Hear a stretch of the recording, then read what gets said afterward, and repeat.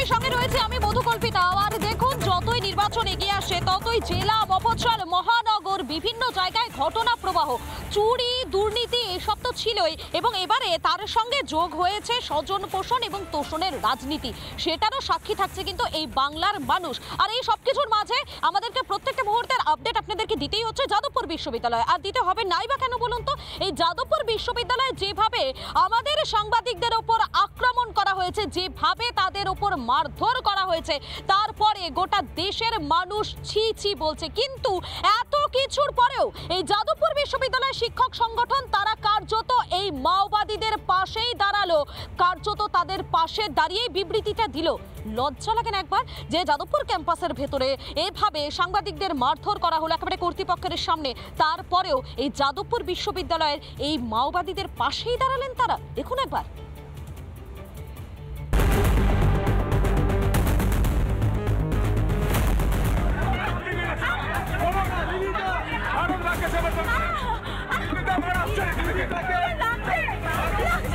যাদবপুর বিশ্ববিদ্যালয়ের দেওয়ালে দেওয়ালে দেশকে টুকরো করে দেওয়ার আহ্বান। ক্যাম্পাসের ভেতরেই দেদার মদ্যপানের আসর, চারপাশে মদের বোতলে ছড়াছড়ি। রিপাবলিক বাংলার সত্যনিষ্ঠ সাংবাদিকতা দৌলতে এই সব কথা আজ আর কারো অজানা নয়। এই সমস্ত তথ্য জনসমক্ষে তুলে ধরার জন্যই রিপাবলিক বাংলার সাংবাদিকদের আক্রান্ত হতে হচ্ছে ক্যাম্পাসের মধ্যে।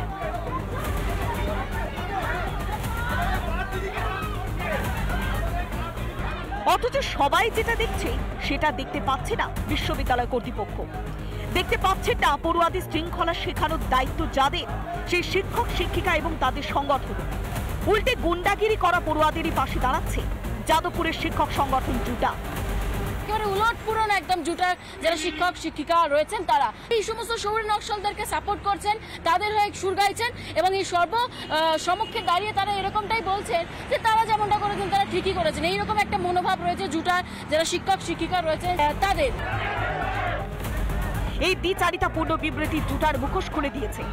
যাদবপুরের শহুরে নকশালদের এত বারবারন্ত কেন, কারাই বা এদের এত সাহস যোগাচ্ছে তা বোঝার জন্য জুটার এই বিবৃতি যথেষ্ট।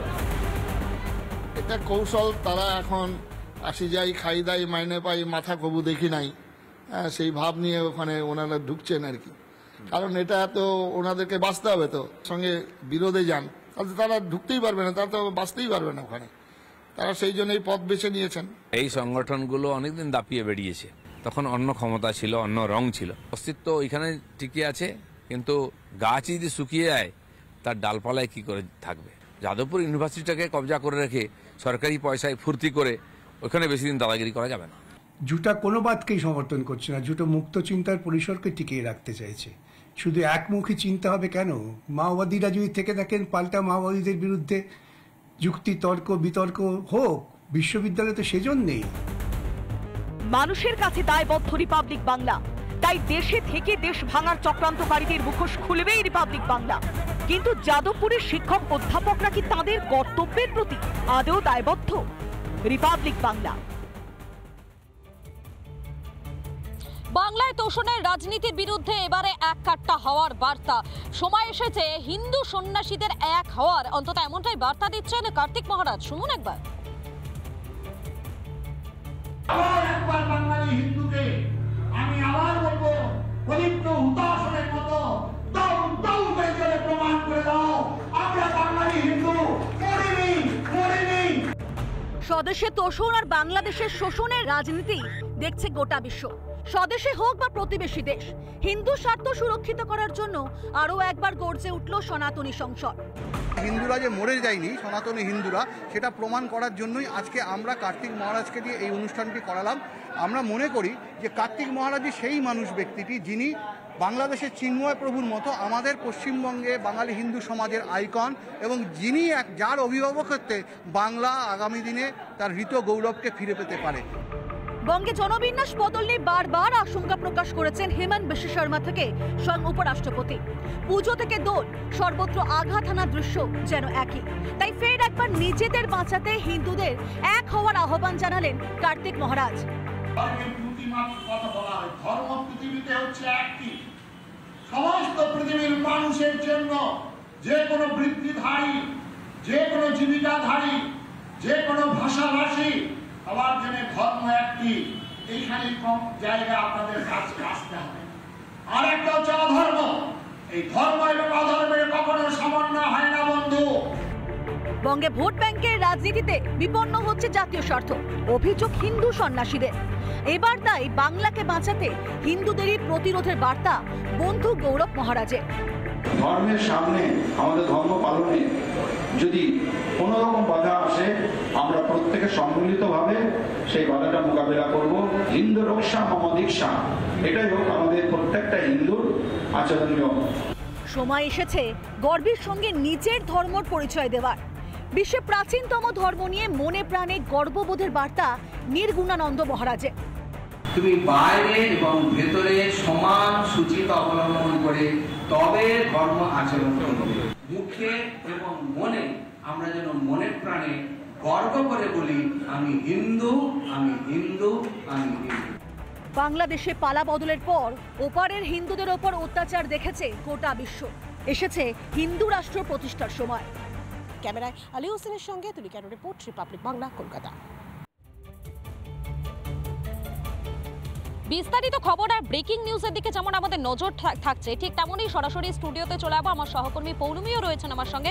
পৌলমী, তোমার সঙ্গে এক নজরে দেখে নেই বেশ কিছু গুরুত্বপূর্ণ খবর। দেশ জুড়েও বেশ কিছু খবরের ঘনঘটা রয়েছে মধুকল্পিতা, তাই আমরা এক নজরে নজর রাখবো ঠিক সেই সমস্ত গোটা দেশের খবরগুলোর দিকে। দেখুন, আর মাত্র কয়েকটা দিন পরেই রামনবমী।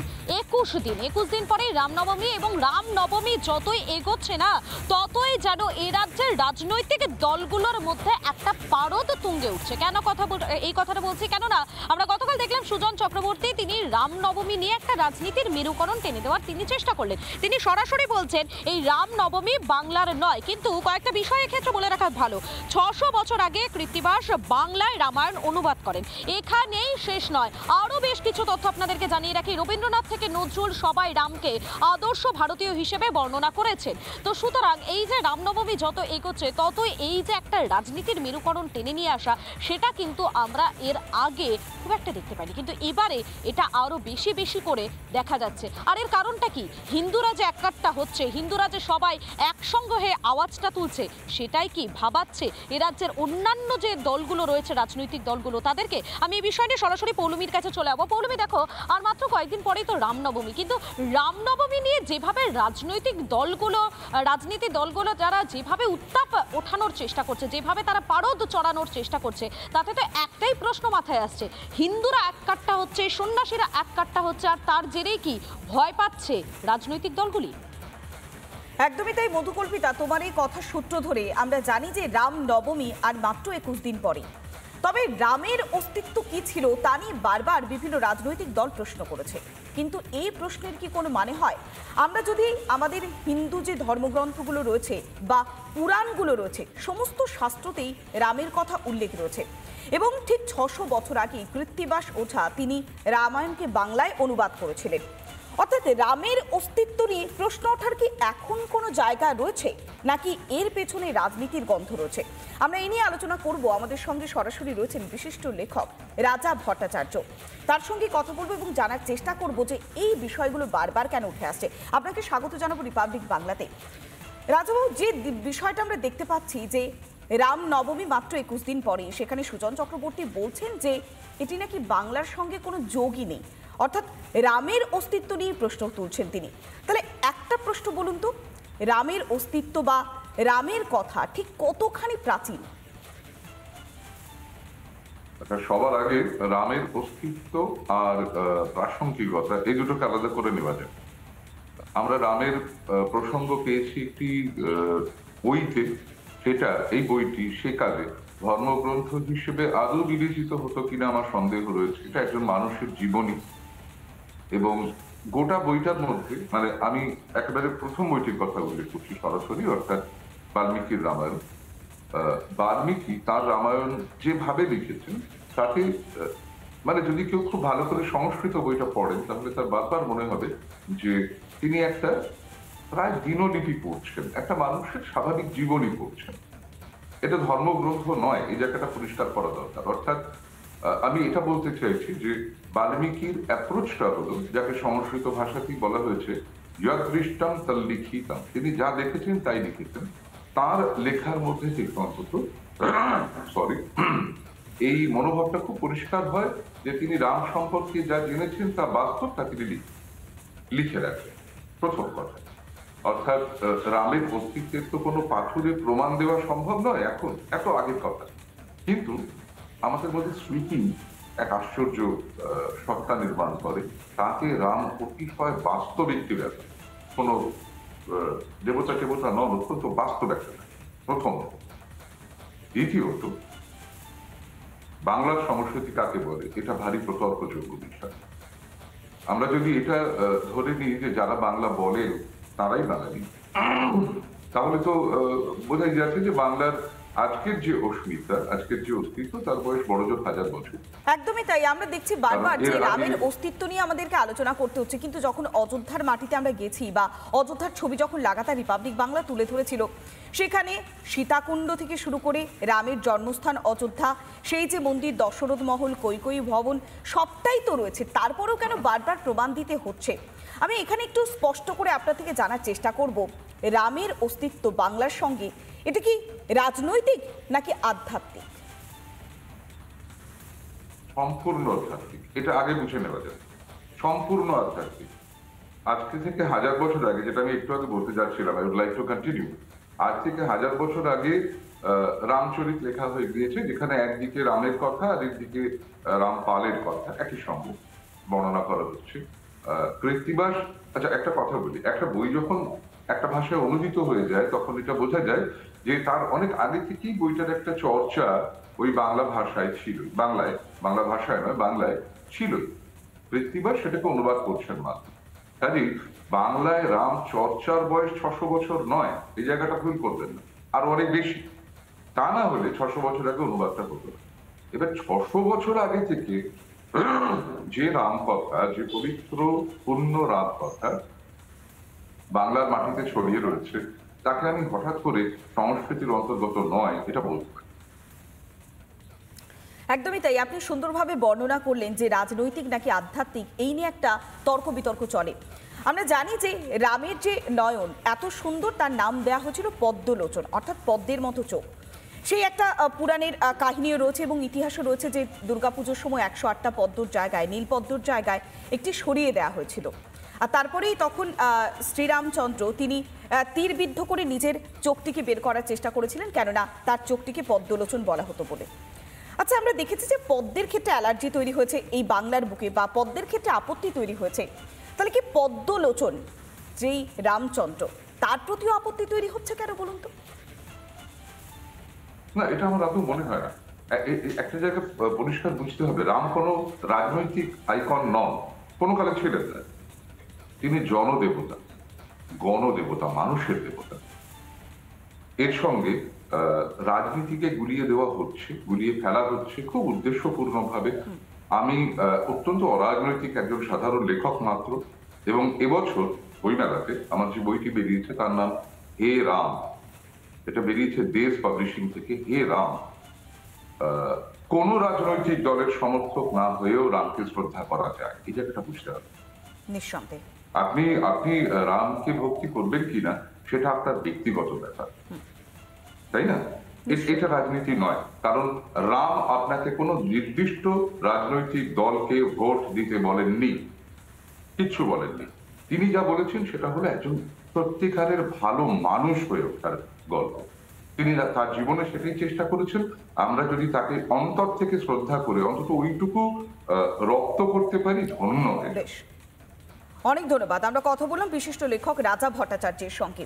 সত্যি নিজস্ব মতাদর্শ রয়েছে, এবং রবীন্দ্রনাথ ঠাকুর, নজরুল ইসলাম প্রত্যেকেই রামচন্দ্রকে আদর্শ ভারতীয় হিসেবে বর্ণনা করেছেন। তাহলে রামের সঙ্গে বারবার রাজনীতি কেন জড়িয়ে যাচ্ছে, বা রামেই কেন বারবার অ্যালার্জি তৈরি হচ্ছে বামেদের, এই প্রশ্নটা তো উঠেই আসছে। ফের মালদাতে ইংরেজ বাজারে গুলি চালানোর ঘটনা, ভরসন্ধিতে যুবককে লক্ষ্য করে গুলিবিদ্ধ বিপ্লব ঘোষ হাসপাতালে ভর্তি। মালদাতে ইংরেজ বাজারে ফের গুলি, ভরসন্ধিতে যুবককে লক্ষ্য করে গুলিবিদ্ধ বিপ্লব ঘোষ হাসপাতালে ভর্তি। গুলিবিদ্ধ বিপ্লব ঘোষ, তাকে হাসপাতালে ভর্তি করা হয়েছে। কিভাবে ঘটলো গুলি চালানোর ঘটনা, পরিবারের সদস্যরা কি বলছেন? ওখানে কোনো কারণে দুদল মিলে গন্ডগোল হচ্ছিল, কোন দল সেটা আমার জানা নেই। আমি ওখান থেকে বাজার করতে যাচ্ছিলাম, তো আমি ও থেকে জিজ্ঞেস করলাম কী হয়েছে রে ভাই। ওরা 2 রাউন্ড গুলি বাইর করে মদ্যপ অবস্থায় ছিল এবং বহিরাগত কিছু ছেলে পেলে ছিল। বহিরাগতদের এখানে প্রচুর আড্ডা আছে এবং মদ্যপ অবস্থায় আছে। আমাদের যে প্রশাসন আছে সেরকম কোনো ব্যবস্থা নেয় না, নিলে আজকে এটা হতো না। আজকে আমার হাতে লেগেছে, যদি বুকে বা পেটে লাগতো তাহলে আমি এই দুনিয়া থাকতাম না। হ্যাঁ, এলাকায় বহিরাগত ঢুকছে এবং মদ, নেশারু এবং মোবাইল পাচারকারী এগুলো কাণ্ড কারখানায় মাঠের উপরে চলে। আর যে মেরেছে আমি তাকে চিনতে পেরেছি। ওর নাম হচ্ছে, ভালো নাম উত্তম মণ্ডল, ডাক নাম বল্ল। আমি ওর শাস্তির দাবি চাইছি, কারণ নেক্সটে আমার মতো যেন অন্য কাউরির না হয়। আমরা শোনাচ্ছিলাম গুলিবিদ্ধ যুবক বিপ্লব ঘোষ, তিনি রীতিমতো আতঙ্কিত। তবে কে বা কারা গুলি চালানো তা কিন্তু এখনো পর্যন্ত স্পষ্ট নয়। আমরা আরো বিস্তারিত জানবো, সরাসরি রয়েছে আমাদের প্রতিনিধি দীপঙ্কর। একেবারে ভরসন্ধিতি যুবককে লক্ষ্য করে গুলি চালানোর ঘটনা, বারবার সেই ঘটনাস্থল মালদা। প্রাথমিক তদন্তের পর পুলিশ কি জানাচ্ছে, কে বা কারা গুলি চালানো?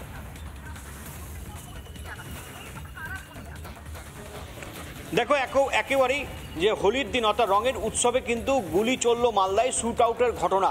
এবং রীতিমতো ইংরেজ বাজারের এই যে পুরাটুলি, ইংরেজ বাজার শহরের পুরাটুলি সদরঘাট এলাকায়, ঠিক যেই জায়গায় আমি ছবিটা দেখাচ্ছি, ঠিক এই জায়গাতেই এখানে একটি কালী মন্দির, এবং ঠিক এই জায়গাতে গতকালকে রঙের দিনে রীতিমতো এখানে কালকে গুলি চালায় এবং বিপ্লব ঘোষ নামে একজন গুলিবিদ্ধ হয়। যদিও তার গুলি তার হাতে লেগেছে, হাত থেকে সে গুলি বেরিয়ে যায়। যেটা তার বক্তব্য, এই এলাকাতে গতকাল কিছু বহিরাগতরা এসে এখানে মদ্যপ অবস্থায় তারা একটা ঝামেলার মধ্যে ছিল এবং তখনই বিপ্লব সেই রাস্তা দিয়ে যাচ্ছিল, ঠিক এই রাস্তা দিয়ে সে বাজারের দিকে যাচ্ছিল এবং তখনই এই বিষয়টা সে জিজ্ঞাসা করে, বহিরাগতদেরকে প্রশ্ন করা হয় কেন তারা কোথাকার বাড়ি এবং তারা এখানে কি করছেন রাত্রেবেলা, তখনই গুলি চালানো হয়, তেমনটাই অভিযোগ। এবং এইখানে রীতিমতো পুলিশ সকাল থেকে মোতায়েন রয়েছেন। স্থানীয় বাসিন্দা যারা আছেন তাদের সঙ্গে কথা বলার চেষ্টা করব। কি হয়েছিল কালকে রাত্রে? কালকে রাত্রে ওই বটের গাছের ওখানে একটা গন্ডগোল ছিল, আওয়াজ পেয়েছিলাম। তারপরে কিছুক্ষণ পর কিছু ছেলেপেলেরা আমাদের এইখানে এসে হই হই করে গন্ডগোল শুরু করে, মারধর শুরু করে। মারধর করার পরে একটা গুলির আওয়াজ পাই, এইটুকুই। আর কাকে লেগেছে কি হয়েছে সেটা ঠিক বলতে পারছি না। বলছি যে বাইরের থেকে লোক আসছে এখানে? বাইরের লোক না, এগুলো সব এখানকারই পাড়া প্রতিবেশী, নিজেদের মধ্যেই সব বন্ধু। হোলিতে তো মদ খাই, এটা তো নতুন কথা না। দেখো, রীতিমতো এখানকার স্থানীয়রা যা বলছেন যে রাত্রে ঠিক এই জায়গাতে, আমি আরেকবার আমার ক্যামেরা পার্সনকে দেখাতে বলবো সেই জায়গা, যে রীতিমতো ঠিক এই জায়গাতেই গতকালকে রাত্রেবেলা গুলি চলে এবং 2 রাউন্ড গুলি চলে। 1 রাউন্ড কোনো রকম ভাবে গায়ে লাগেনি, মানে 1 রাউন্ড খোলা আকাশে গুলি চালানো হয়। তারপর সেকেন্ড গুলিটা সেই বেঁচে গিয়েছেন ওই যুবক, কিন্তু প্রকাশ্যে এইভাবে গুলি চালানোর ঘটনায় বারবার পুলিশ প্রশাসনের ভূমিকা নিয়ে প্রশ্ন তুলছেন স্থানীয় বাসিন্দারাও।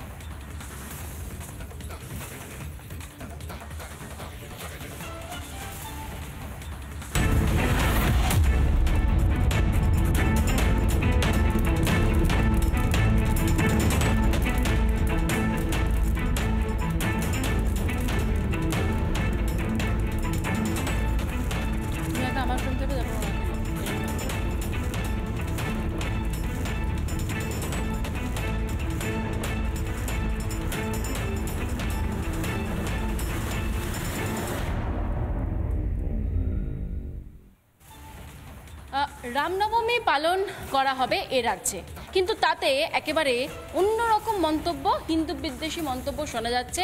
কার কথাতে? না, সুজন চক্রবর্তী। তিনি বলছেন এই কথা যে এ রাজ্যের জন্য রামনবমী নাকি কোনো উৎসবই নয়, অবাঙালিতে ভরে গিয়েছে গোটা রাজ্য। আর এই জায়গা থেকে সনাতন ধর্মকে যারা এগিয়ে রাখছেন, যে সমস্ত মহারাজরা, হিন্দুরা, আমি আজকে তাদের সঙ্গে কথা বলবো। আমার সঙ্গে রয়েছেন এই মুহূর্তে কার্তিক মহারাজ, রিপাবলিকে অনেক স্বাগত আপনাকে। সুজন চক্রবর্তী যে কথা বলেছে, আমরা আজকে সে বিষয়েই আপনার কাছে প্রশ্ন রাখবো। রামনবমী শুধুমাত্র বাঙালি অবাঙালিদের জায়গা না, হিন্দু ধর্মের কাছে অত্যন্ত গুরুত্বপূর্ণ একটা দিন। বিষ্ণুর অবতার আমরা বলি, 7ম অবতার শ্রীরামচন্দ্র। কি বলবেন এই জায়গায় দাঁড়িয়ে? প্রথম প্রশ্ন হচ্ছে, এই মাননীয় সৃজন চক্রবর্তী যে বলেছেন, এদের কথার বেশি গুরুত্ব দিতে নেই। এটা তো এখন পশ্চিমবঙ্গ থেকে মুছে গেছে, ভারতবর্ষ থেকেও মুছে যাবে। এদের যা চিন্তাধারা, ওরা বাংলার ইতিহাস, বাঙালির ইতিহাস জানেনই না। নিশ্চয়ই শিক্ষিত মানুষ জানবেন, জেনেও হয়তো ওরা রাজনৈতিক কিছু ফায়দা লোটার জন্য এটা বলছেন। ভারতীয় সংস্কৃতির সঙ্গে রামচন্দ্র অঙ্গাঙ্গিভাবে যুক্ত। ভারতবর্ষ, বর্ষণ থেকে বর্ষ কথাটি এসছেন, যেখানে মা সীতা যে অহল্যা যে মানে যে ভূমি চাষযোগ্য ছিল না সেটা চাষ হয়েছেন, তারপরে বর্ষ, যেখানে বর্ষণ থেকে ভারতবর্ষ কথাটি এসছেন উৎপত্তি। আর বাংলা এত বৃহৎ ছিল, অঙ্গবঙ্গ কলিঙ্গ। আমাদের কবিগুরু রবীন্দ্রনাথ তার জাতীয় সঙ্গীতে তিনি গুজরাট ও মারাঠা দ্রাবিড় উৎকল বঙ্গ বিন্দই হিমাচল যমুনার, এই যে বলছেন, এটা সম্পর্কে তাদের কোনো ধ্যান ধারণাই নেই, কারণ তারা তো সম্পূর্ণ অভারতীয়। ভারতীয় সংস্কৃতির সঙ্গে তাদের কোনো সম্পর্ক নেই, তাদের মতবাদটারও কোনো সম্পর্ক নেই, যার জন্য উনি এটা বলছেন। কিন্তু এটা বললে তার কথা কজন শুনবেন, সেটা গ্রহণযোগ্য কতটুকু, সেটা প্রশ্ন থাকবে। আমার এখান থেকে আরও একটা প্রশ্ন, যে সুজন চক্রবর্তী আজকে এই কথাগুলো বলছেন, তিনি নিজেও তো এদেশেরই বাসিন্দা, হিন্দু, তিনি হয়তো জানেন দেশের ইতিহাস, সেই জায়গায় তিনি একজন নিজে হিন্দু হয়ে কী করে এই কথাগুলো বলতে পারেন? কাদেরকে তুষ্ট করতে ধরনের কথা? তো আমাদের বিশেষ করে এই বাঙালি এই মনস্ক এরা বলেন যে আমরা এটা মানি না। আমরা এখানে যে তারাপীঠে দেখেছি, ওখানে আমাদের সুভাষ চক্রবর্তী গেছেন, তারপরে আজকে রেজ্জাক মোল্লা, তিনিও তো বাম মনস্ক ছিলেন, তিনি কি কথা বলছেন যে এরা চিরকালই একটা আতেল টাইপের, হ্যাঁ, এনারা এই কথা বলে বিভ্রান্ত করেন। আজকে তার ধর্ম সংস্কৃতি ভারতবর্ষে আবহমান কাল থেকে চলে আসছে। এই ভারতবর্ষের ধর্ম সংস্কৃতি হাজার হাজার বছরের, ঋগ্বেদের যে বয়সকাল, একদমই, অর্থাৎ বহু বছরেরই ইতিহাস হয়তো এ দলটা জানেন না। সুজন চক্রবর্তী এরকম আলটপকা মন্তব্য করছেন, আর এই জায়গা থেকে আমি মধুকল্পিতার কাছে ফিরিয়ে দেবো। কার্তিক মহারাজের বক্তব্য একদম পরিষ্কার যে তারা হয়তো ভারতীয় ইতিহাস জানেন না যারা এ ধরনের মন্তব্য করছে। মধুকল্পিতা, একেবারেই দেখো, আর এই সবের মাঝেই না বছর পেরোলেই রাজ্যে বিধানসভা নির্বাচন, আর সেই বিধানসভা নির্বাচনের আগে রাজনীতির ময়দানে নেমে পড়েছে শাসক বিরোধী দুপক্ষই। শাসক শিবির তাদের যেমন গলার কাটা, একদিকে দুর্নীতি, ঠিক তখনই শাসক শিবিরকে কিন্তু বারবার করে বিঁধছে এই মুহূর্তে দলীয় কোন্দল, অর্থাৎ একেবারে বলা যেতে পারে চারিদিক থেকে চাপে পড়ে রয়েছে এই শাসক দল, আর সেখানেই হয়তো ঘোলা জলে মাছ ধরার চেষ্টা করছে বিরোধী শিবির। আর এরই মাঝে আমাদেরকে নজর রাখতে হচ্ছে রামনবমীর দিকে। দেখুন, রামনবমীর দিন পথে, অর্থাৎ বাংলার এই রাজ্যের মানুষ, প্রায় 1 কোটি মানুষ পথে নামবে, অন্তত এমনটাই দাবি করেছেন বিরোধী দলনেতা শুভেন্দু অধিকারী। তিনি এমনটাই বলেছেন, অর্থাৎ হিন্দুদের এককাট্টা হওয়ার কথা, হিন্দুদের ঐক্যের কথাটা, হিন্দুদের ঐক্যের বার্তাটা শোনা গিয়েছে তার গলায়। আর তাতেই যেন এই রাজ্যের অন্যান্য যে রাজনৈতিক দলগুলো রয়েছে না, তাদের অনেকটা বেশি গা জ্বালা করছে। কিন্তু প্রশ্ন হলো, হিন্দুদের এককাট্টা হওয়াকে, সন্ন্যাসীদের এককাট্টা হওয়াকে ভয় পাচ্ছে কি এ রাজ্যের অন্যান্য রাজনৈতিক দলগুলি? দেখুন একবার। এবারে 2000 মিছিল হবে, 1 কোটি হিন্দু রাস্তায় থাকবে।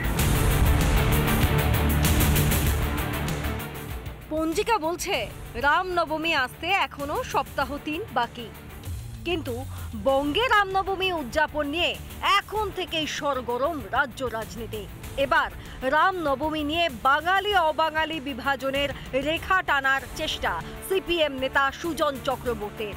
কোনো উৎসব বলে কেউ মনে করে না, কোনোদিন ছিল। বিজেপি যতটা এগোবে তৃণমূল ততটা এগোবে। বিজেপির রামনবমী তৃণমূলের রামনবমী, এবং তাকে কেন্দ্র করে বাংলায় অবাংলার দাপট। বিজেপির লক্ষ্য বৃহত্তর হিন্দু ঐক্য। রামনবমীর দিনই তার ট্রেলার দেখানোর প্রস্তুতি সেরে ফেলেছে গেরুয়া শিবির। রামনবমী নিয়ে বড় ঘোষণা ইতিমধ্যেই করে ফেলেছেন বিরোধী দলনেতা শুভেন্দু অধিকারী। এবারে 2000 মিছিল হবে, 1 কোটি হিন্দু রাস্তায় থাকবে। 1 কোটি হিন্দু কোনো অনুমতি নেবেন না। হিন্দু তার তোহার মানাবে, আমাদের দায়িত্ব শান্তিপূর্ণ ভাবে করার। আপনি অন্যদের সামলান, বাকিটা আমরা বুঝে নেব। হিন্দুত্বের এই মহা ট্রেলার কি এখন থেকেই ভয় ধরাচ্ছে রাজ্যের বামেদের মনে? এমনিতেই বিজেপির জুজু দেখিয়ে সংখ্যালঘু ভোটের প্রায় সবটাই পকেটস্থ করেছে তৃণমূল। এবার বিরোধী হিন্দু ভোট যদি বিজেপির ঝুলিতে একত্রিত চলে যায়, তাহলে 0 থেকে 1 হওয়া তো দূর, সব কেন্দ্রেই জামানত বাজেয়াপ্ত হতে পারে সিপিএমের। বামপন্থীদের কাছে হিন্দু ধর্ম নিয়ে জ্ঞান শুনতে আমরা রাজি নই। আমরা সতর্ক করে দেব যে হিন্দু ধর্মের বিরোধিতা থেকে সরে আসুন। রাম হচ্ছেন অসময়ে দুর্গাপুজো করেছিলেন বলে বাংলা জুড়ে শরৎকালে দুর্গাপুজো হয়। রাম আমাদের অন্তরে রয়েছে। আর আপনারা হচ্ছেন চীন থেকে আমদানি করা দল করেন, আপনাদের কাছে সব শিখবো না। এতদিন বাঙালি অবাঙালি লাইনে খেলতে দেখা গিয়েছে তৃণমূলকে। বহিরাগত অস্ত্রের শান দিয়েই ২১-এর ভোট বৈতরণী পেরিয়েছিলেন মমতা। ধর্ম নিরপেক্ষতা দিয়ে লাভ হচ্ছে না দেখে কি এবার বাঙালি জাতীয়তাবাদ আমদানি করতে চলেছে বামফ্রন্টও? রিপাবলিক বাংলা। দলের শোকজের জবাব দিলেন হুমায়ুন কবির, আর সেখানে তিনি বুঝিয়ে দিলেন নিজের অবস্থানেই তিনি অনড়, অর্থাৎ দলের থেকে জাতি তার কাছে আগে। অন্তত শোকজের জবাব দিয়ে এটাই বোঝাতে চাইলেন ভরতপুরের বিধায়ক। আর তারপরেই উঠছে প্রশ্ন, এই ভরতপুরের বিধায়কের বিরুদ্ধে এবারে কি ব্যবস্থা নেওয়ার সাহস দেখাতে পারবে তৃণমূল কংগ্রেস? দল খুশি কি খুশি না, দলের সর্বোচ্চ নেতৃত্ব অধিকারের মধ্যে পড়ে। আমি অন্যায় করিনি, তো ক্ষমার প্রশ্ন। তিনি হুমায়ুন কবির। তার এক সাম্প্রদায়িক মন্তব্যে ভোট বাক্স ভরে যায় তৃণমূলে। সামান্য শোকজ কি তাকে চলাতে পারে? আর হলেও তাই। বিরোধী দলনেতাকে নিয়ে বিতর্কিত মন্তব্যের জেরে শোকজের উত্তরে নিজের অবস্থান থেকে এক চুলও নড়লেন না ভরতপুরের তৃণমূল বিধায়ক। তৃণমূল কংগ্রেসের একজন বিধায়ক হিসেবে আমি তৃণমূল কংগ্রেসের নাম নিয়ে তো কোনো কথা বলিনি। আমাকে জাতিগতভাবে আক্রমণ করেছে বিরোধী দলনেতা, তাই আমি তাকে সেটা প্রতিহত করার চেষ্টা করেছি। এক পাতা শোকজের চিঠির জবাবে পাল্টা ২ পাতা জবাবি চিঠি দিয়েছেন হুমায়ুন। পরিষদীয় মন্ত্রী শোভনদেব চট্টোপাধ্যায়কে পাঠানো সেই চিঠির উত্তরে হুমায়ুন সাফ জানিয়েছেন, আমি আমার অবস্থানে অনড়, তৃণমূল করি, কিন্তু দলের আগে আমার জাতি। কেউ আমার জাতি নিয়ে কিছু বলবে, আমি চুপচাপ থাকবো না, ভবিষ্যতেও ক্ষমা চাইবো না। দলের শৃঙ্খলা ভেঙেছি বলে মনেই করি না। প্রশ্নই নেই, আমি অন্যায় করিনি, তো ক্ষমার প্রশ্ন আসছে। আমি তো যে সকল যে লেটার, সেই লেটারে যা কোয়ারি ছিল, যা বক্তব্য ছিল, সেই লাইনেই তাদের উত্তর দিয়ে দিচ্ছে। বিজেপি অবশ্য তৃণমূলে বিশেষ আশা ভরসা না রেখেই হুমায়ুনের চ্যালেঞ্জ গ্রহণ করছে। উনি আরও বলেছেন যে বিরোধী দলনেতা ওই এলাকার উপর দিয়ে কি করে গণতান্ত্রিক ব্যবস্থা বা গণতান্ত্রিক প্রোগ্রাম করতে যান উনি নাকি দেখে নেবেন। আপনাদের মতো ছোটোখাটো প্লেয়ারের ক্ষমতা নিয়ে ওরা কেশাগ্র স্পর্শ করবে। আপনার চ্যালেঞ্জ আমরা নিয়ে নিলাম, শুভেন্দুদা যাবেন, ক্ষমতা থাকলে আটকাবেন। তৃণমূল পদক্ষেপ না নিলে প্রমাণিত হবে যে জাতপাতের রাজনীতি তৃণমূলই করে। মাননীয় দেখা দরকার যে তিনি কাদের নিয়ে ঘর সংসার করছেন, তারা ভয়ঙ্কর হয়ে উঠছে। এই সমাজে যত এটা বাড়বে অস্থিরতা তৈরি হবে। হুমায়ুন স্পষ্ট করে দিলেন, তার রাজনীতিতে জাতির প্রাধান্যই বেশি, দলের নয়। নাকি এবার কি হুমায়ুনের বিরুদ্ধে পদক্ষেপ নেওয়ার সাহস দেখাবে তৃণমূল কংগ্রেস? নাকি হুমায়ুনের বিরোধিতা করলে সংখ্যালঘু ভোট ব্যাংকে প্রভাব পড়ার আশঙ্কায় এই জবাব নিয়েই সন্তুষ্ট থাকবে? রিপাবলিক বাংলা।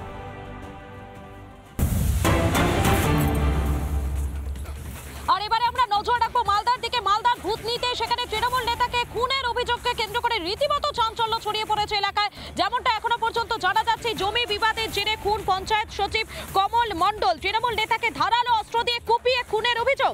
2 পরিবারের সদস্যদের মধ্যে ঝামেলা, 2 পক্ষের মধ্যে সংঘর্ষে আহত হয়েছেন 6 জন। ইতিমধ্যেই খুনের ঘটনায় গ্রেফতার করা হয়েছে 3 জনকে। এলাকায় মোতায়েন রয়েছে বিশাল পুলিশ বাহিনী। এ বিষয়ে মৃতের আত্মীয় তিনি কি বলছেন, তার কি বক্তব্য শোনাই আপনাদের। না ছাগলটা ওইটা যে আমার ভাসুর বেটি আছে, ফোনটা কালতে চালালো, এটা ভাসুর বেটিটা। আচ্ছা, আমার যাও ওইটা যেটা কেটেছিল ওকে বলছে, কে গে চেঙ্গার সঙ্গে কি বকছিস তুই, ছেড়ে দে। তো আমার ভাসুর বেটিটা লাঠি উঠিয়েছিল, তো আমি একেও লাঠি ছিলাম, ওকেও লাঠি ছিলাম। তার মধ্যে এই কমন চলে গেল, দারু খেয়ে আছে, মদ খাওয়া সবাই চলে গেল। ওই পরিতোষ মাস্টার আছে, ভরত দাদা আছে, সবাই আমরা মিলে ছুটাচ্ছি ঝোড়াটা। আর ওরা খালি কমল পড়ে গেল, দারু খাবার লোক পড়ে গেল, আবার চোখ দিতে লাগলো। কি দিয়ে মেরেছে? হাসুয়া। কাকে মেরেছে? কমলকে, সবটাইকে। ওদের আগে থেকে পারিবারিক একটা ঝামেলা ছিল জমি সংক্রান্ত ব্যাপারে। তো ওকে নিয়ে আসলাম হাসপাতালে, আস্তে আস্তে কোমর মারা গেছে। কজন আহত আছে? 5 জন আহত আছে এখন বর্তমানে। একটা পারিবারিক জমির একটা ঝামেলা সৃষ্টির জন্য হয়েছে, সেই পরে অনেকেও আহত হয়েছে। আর আমাদের দক্ষিণ জনপুর গ্রাম পঞ্চায়েতের সেক্রেটারি ইনচার্জ উনি স্পট ডেট হয়ে গেছে। কমলের পরিবারই 5 জন মানে গুরুতর আহত হয়েছিল, তার মধ্যে কমল স্পট ডেট করে গেছে।